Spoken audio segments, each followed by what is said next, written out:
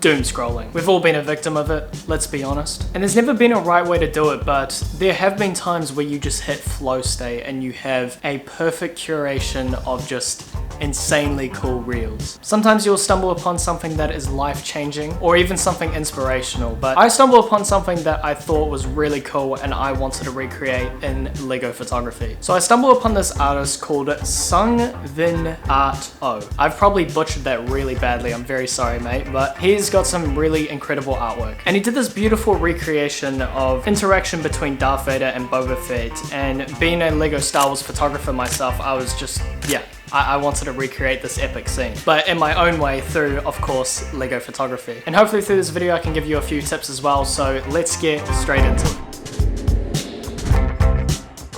Now I've done countless shoots in this very garage from a whole wide range of different complexities. But at the moment we have school holidays on, which is just a 2-week period where, you know, the kids don't go to school. It's their holiday basically. And I don't tend to go out and shoot during that time simply because all the, you know, cool places that I want to go to are super busy. So that's where I'll kind of, you know, get my brain thinking about what kind of stuff I can do at home. So this is the very first episode of this series, I guess. There's going to be at least 3 to 4 episodes. But before we start photographing, we need to set up a scene. So let's get started.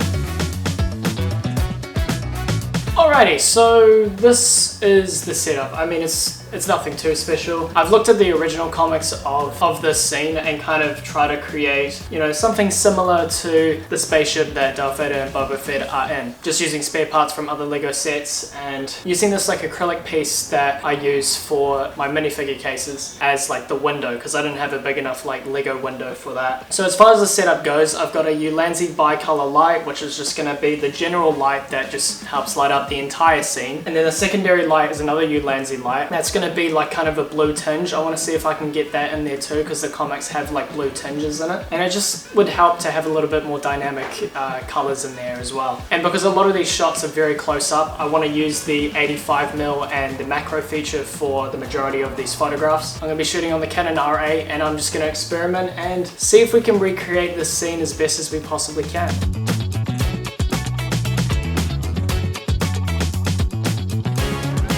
Alrighty, I think we're starting off very well. I had to improvise a little bit more, and I brought in a second light because Darth Vader was just a little bit too dark and you couldn't really see his silhouette that well. So I've just got this Nan light, which is just, you know, another pocket light to help illuminate those characters. It actually helped to fill in the space a lot better as well. So definitely starting off well. If you do Lego photography and you have a DSLR or a mirrorless camera, I highly recommend getting a macro lens, because this 85mm has been so great to work with, especially for a scene like this where I want to get close to my figures without losing focus. I got this lens in December of last year, so I never really shot on any macro lenses at all. It has changed the game for me a lot. Being able to get closer to the figures has just made it so much more cinematic and allows me to be a lot more creative. So highly recommend investing in a macro lens, but let's move on to the next photographs and see what we do.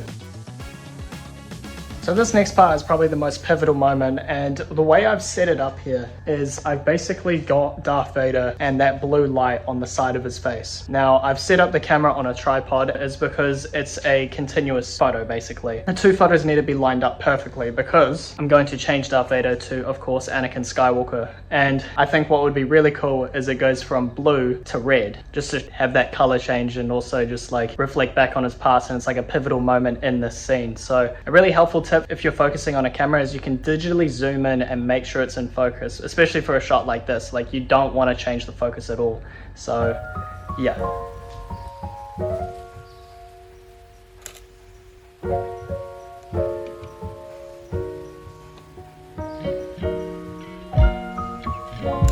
So that's the shoot wrapped up. I mean, it was pretty easy in all things considered. Like, you know, it's an easy setup. I know the photos I want to get. There's not really any practical fixes to it. It's just, you know, a whole bunch of lighting and, you know, Lego characters. So now we're going to go to the studio and edit up these photos and see what they look like. I think the edit is really going to pull it through here, but I don't know. I guess we'll see. All right, we are back in the studio, aka my bedroom. Got a nice cup of coffee and we are going to edit these photos together. So this is me looking at the images for the very first time. Usually I'll just go through and see which one's the best. So this was kind of me getting those, you know, playing around with the blue and like different angles, and I just didn't think there was enough light for this scene. Like you could kind of see Darth Vader in the background, but I just didn't think it was enough. So you can kind of see in the timeline down here, I start to introduce that light, or almost about here. Yeah, and then you can kind of see Darth Vader a lot more, which is what I was trying to go for. So realistically, we're looking between these three images right here. I'm gonna go with this image because this gives me the most amount of freedom to crop if I need to, which I'm going to do. Another thing I like to do is just double check that, you know, this is in focus. It's in focus for the most part, which is sick. So firstly, what we're gonna do, I'm just gonna play around with the contrast, exposure a little bit. Might up the shadows a little bit just so we see Darth Vader a bit more. With the lights. Actually, no. I'm gonna see if any of my presets would suit this scene. Now, you might see some really weird names. I just make these names up as I go. They're not very sophisticated at all. And we're just gonna go through. That one doesn't look too bad, honestly. That one's not bad. Nice and contrasty, that one. But I want to keep those greens. So I like to use my presets as like a base. So I feel like this is a nice base to go off. I'll just zoom in and just see what the colors are kind of doing. Those blues might be a little bit too much. The shadows a bit. The exposure. You can kind of see what we've done here. And then I'll go over to my color mixer. Just aim for Boba Fett. Kind of play around with what colors and whatnot. Don't want anything over saturated. Just want to make sure everything is kind of as they should be. Yeah, I reckon that looks pretty nice. And then I'm going to go to enable lens correction just to make sure that nothing's too warped. I'm happy with that. Once I've got an image that I'm happy with, I'll 5-star it, copy the preset, and then move over to the next compositions, which are these ones. So it's out of 1, 2, 3, 4, 5. So we've got 5 images of this angle here, which is basically the second shot. That was pretty nice. Let's add that. Okay, it's not too bad. I do see that the blue is a little bit overbearing in the background, but we'll sort that out soon. Which one has the best angle of both characters? I think this one is the best angle. And I'm gonna crop his feet a bit, but I'll keep the cape in. Now we have to kind of play around with these blues because I think they are a little bit too much in the background here. I don't know why. Oh, yeah, because I had that blue tinge. It is from the edit for sure. I'm gonna put a little bit of a vignette on this. Oh, the dehaze is crazy on that, damn. So we kind of zone in on Darth Vader. Yeah, so not too much of a change there. The general scene is quite bluish, it's fine. It's just that spot there that I'm not entirely happy about. That looks a bit more natural in my opinion. I quite like that. So we're gonna 5-star that. That's the second angle, and now this third angle here is the, yeah. So one of these is definitely going to look sick. I think this one, simply because you get all of Boba Fett in it. Whereas this one, his hand is kind of covered by the cape a little bit too much. So I reckon we're going to choose this one. We'll see what it looks like. Oof. Okay, we're gonna, okay, maybe that preset that we had on before just doesn't work for these, you know, front-on shots. So we're gonna copy that and put it onto this. Oof. Okay, so we're gonna have to play around with the colors a little bit. Get the saturation back up. Yeah, maybe I did put a little bit too much of a blue tinge from the light itself. Oh, luminance can come down. I'm gonna crop in just so it hits that top part there.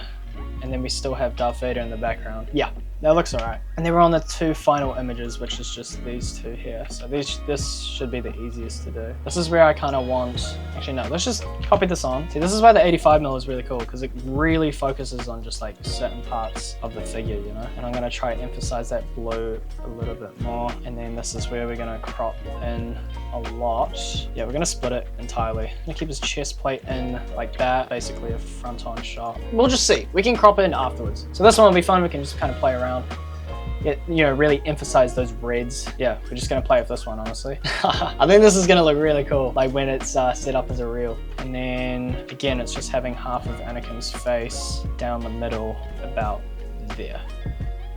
Yeah, we're gonna see a really cool shot here. Okay, so now I go to star rating. Now I've got the entire scene played out. So now we can export this. If you haven't already, feel free to subscribe and like the video. Helps a lot is all I'm gonna say. It helps a lot when it comes to these sort of videos. So once these are exported, I think I'm gonna take them into Photoshop and kind of do some extra editing. I think I wanna put some stars into the very first image. And then when it comes to Vader and Anakin, I wanna line them up so that when I do the reel, it's like a quick change. You know what I mean? Okay, so what we're gonna do, add a new layer, and this should be pretty simple. I don't know how it's going to turn out, but hey, might as well give it a go. So we're going to add some stars, just plop them around here. And I know these are going to be like kind of blurred out. Okay, I want to make these look, wait, no. What am I doing? Damn it, it's really hard trying to make these look random. Okay, yeah, that looks good enough. And then I think filter, blur, Gaussian blur.